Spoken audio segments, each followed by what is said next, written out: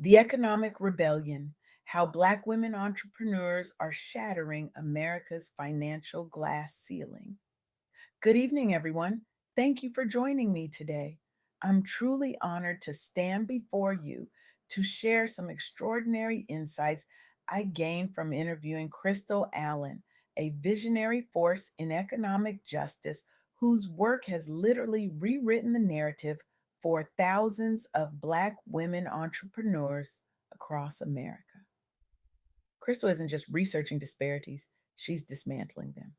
Her groundbreaking data analysis and community centered advocacy have created pathways to capital for women who are systematically excluded from traditional funding channels. Through her organization, she's helped secure over $15 million in funding for Black women owned businesses that banks deemed too risky, proving that the only real risk was in overlooking this powerful economic force. What I learned from Crystal has fundamentally shifted my perspective on entrepreneurship, economic opportunity, and resilience in ways I never expected. And today, I want to take you on that same journey of discovery. Let me start with something that shocked me during our conversation. In April 2025, over 106,000 Black women lost their jobs in a single month. 106,000 in just 30 days. This staggering figure represented a 5-month high in unemployment for Black women, yet it was barely mentioned in mainstream economic reporting.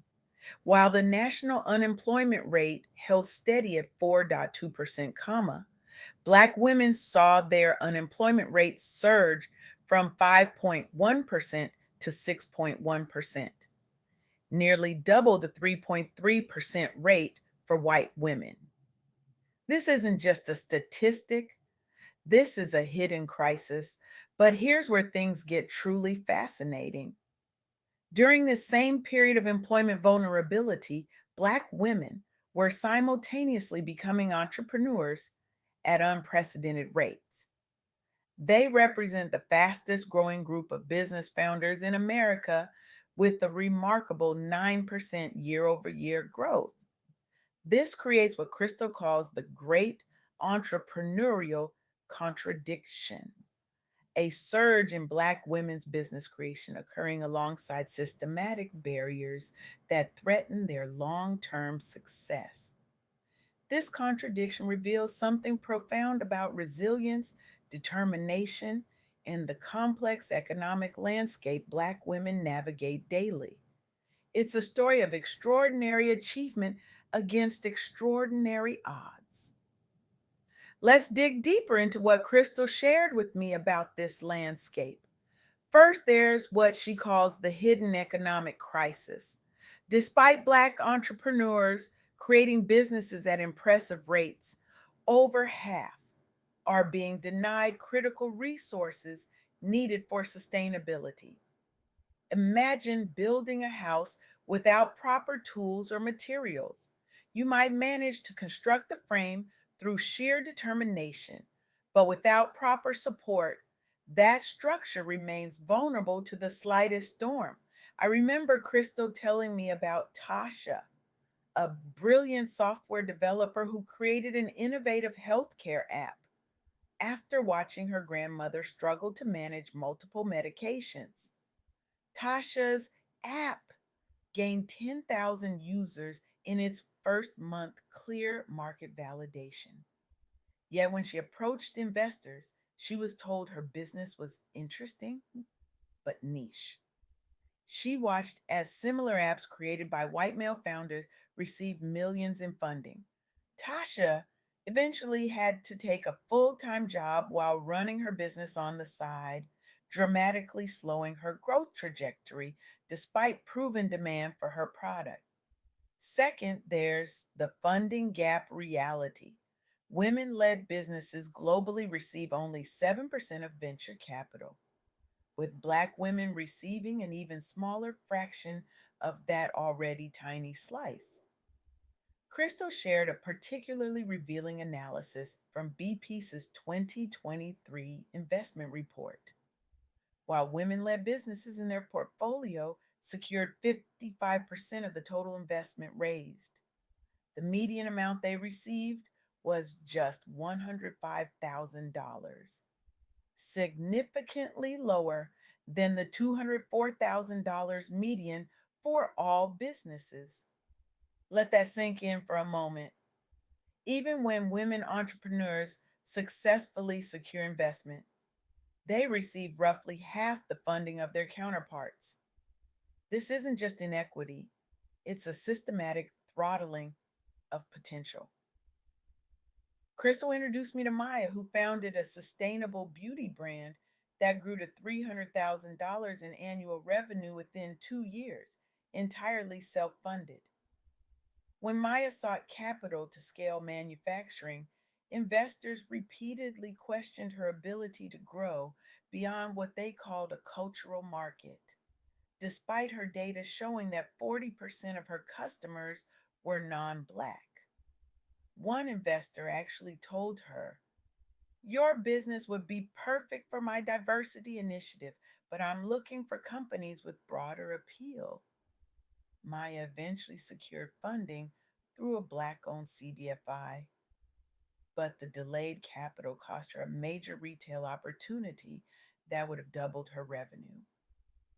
Third, there's the employment vulnerability factor. As demonstrated by that shocking April 2025 statistic, Black women's employment status is particularly susceptible to economic fluctuations.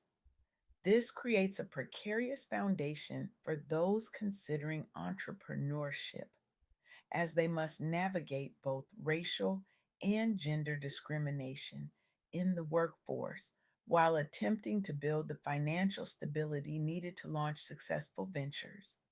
Crystal told me about organizations like HBCU Money that began highlighting these disparities after the April 2025 employment crash. Their analysis revealed that while the unemployment rate for Black women rose to 6.1%, rates for white women 3.3%, and Hispanic women 4.6% remained unchanged. Their advocacy work demonstrated how seemingly positive overall employment figures can mask severe disparities affecting specific demographics. It's a powerful reminder that economic indicators must be disaggregated to reveal the full picture of who is and isn't benefiting from economic growth. What's particularly striking about all this is the resilience it demonstrates. Despite historical underservice by traditional financial institutions, Black women entrepreneurs continue to create businesses at extraordinary rates. This represents a potential pathway to economic empowerment for Black communities, though the sustainability of these businesses remains challenged by resource limitations. As Crystal eloquently put it during our interview, Black women aren't just building businesses, they're creating economic lifeboats in a sea of systemic inequality. This brings me to what I believe is the most profound insight from my conversation with Crystal. The challenges facing Black women entrepreneurs aren't just problems for Black women to solve, they represent a massive opportunity cost for our entire economy. Think about it this way: if Black women are achieving remarkable entrepreneurial growth despite these barriers, imagine what they could accomplish if those barriers were removed. We're not just talking about equity, we're talking about unleashing untapped economic potential that could benefit everyone. A 2021 report from the Hamilton Project estimated that eliminating racial and gender disparities in entrepreneurship could add approximately $1.5 trillion to the US economy. That's not just good for Black women, it's good for America. But achieving this potential requires moving beyond awareness to action. As Crystal emphasized, Knowledge without action is just trivia. So, what can we do? Crystal outlines several approaches that individuals, institutions, and policymakers can take to address these disparities. For individuals, it means being intentional about where you spend, invest, and mentor. Supporting Black women owned businesses isn't charity, it's smart economics and community investment. Becoming a customer, mentor, or micro investor in these enterprises creates ripple effects that extend far beyond a single transaction. Crystal told me about the Community Development Financial Institutions, CDFIs, that have begun implementing specialized lending programs targeted at supporting Black women entrepreneurs. These programs have helped fuel that impressive 9% year over year growth in Black entrepreneurship, though significant barriers remain, with over half of Black entrepreneurs still being denied critical resources.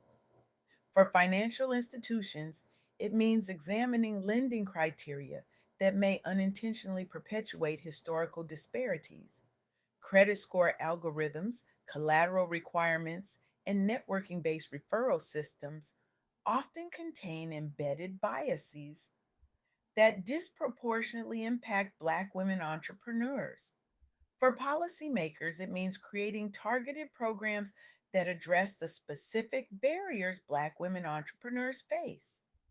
This includes expanding community development financial institutions, creating set asides for government contracts, and developing tax incentives for investments in underserved communities.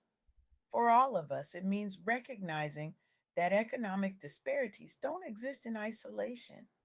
They're connected to broader systems of inequality that require comprehensive approaches. As Crystal reminded me during our conversation, the most powerful form of economic protest is economic creation. Black women entrepreneurs aren't just building businesses, they're creating new economic models that challenge traditional power structures and demonstrate alternative paths to prosperity. This brings me to my final point. The story of Black women entrepreneurs in America isn't just about overcoming barriers, it's about reimagining what our economy could be. It's about creating systems that value contribution over connection, potential over pedigree, and innovation over inheritance. In many ways, Black women entrepreneurs represent the truest expression of American economic ideals, creating opportunity where none existed, building wealth through innovation and determination, and lifting communities through economic empowerment. The question isn't whether Black women entrepreneurs can succeed despite these barriers. They're already proving that daily. The question is whether our economic systems will evolve to support and accelerate this success or continue to constrain it. I want to leave you with this question that Crystal posed during our interview. How can we transform our awareness of these disparities into meaningful action? The data shows Black women are creating businesses at impressive rates despite facing both employment vulnerability and funding barriers.